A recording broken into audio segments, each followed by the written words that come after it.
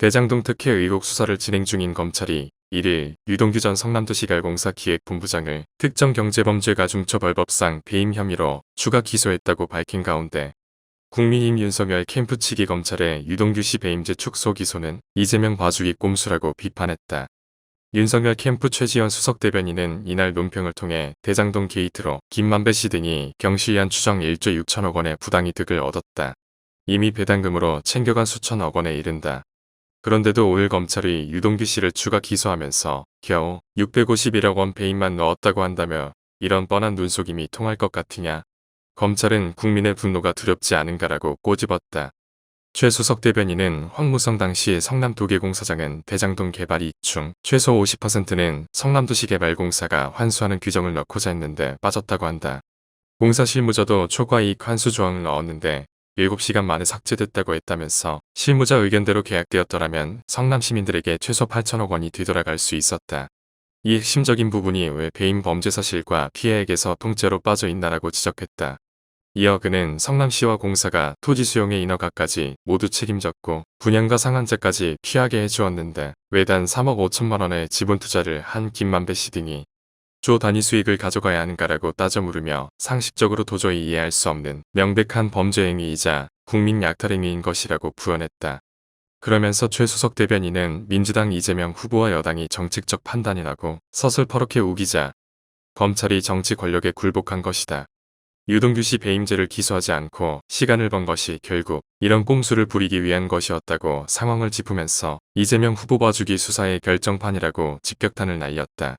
그는 이 후보가 자신이 실무자 건의를 수용하지 않고 초과이익 환수 조항을 삭제했다고 자백까지 했는데 그 부분은 범죄 사실에서 아예 제외하다니 말이 되는가라면서 검찰이 내놓은 유동규 씨의 배임 범죄 사실 정도로는 이재명 후보를 공범으로 기소하는 것이 사실상 어려워지는 것 아닌가라고 설명했다.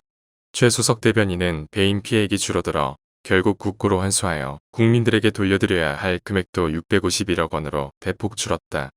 이재명 후보를 봐주기 위해 검찰이 국민의 지갑을 턴 것이나 마찬가지라며 당장 특검을 도입해서 처음부터 다시 수사하도록 해야 한다. 이 수사 결과는 도저히 수용할 수도 신뢰할 수도 없다고 덧붙이며 문제제기에 나섰다. 앞서 이날 검찰에 따르면 서울중앙지검 전담수사팀은 유 전 본부장에 대해 특정경제범죄, 가중처벌 등에 관한 법률 위반 배임 혐의 및 부정처 사후수뢰 혐의로 추가 기소했으며 유 전 본부장의 공소사실, 공범 등 혐의로 한 차례 기각된 바 있는 화천대유의 대주주인 김만배 씨 구속영장도 재청구했다고 밝혔다.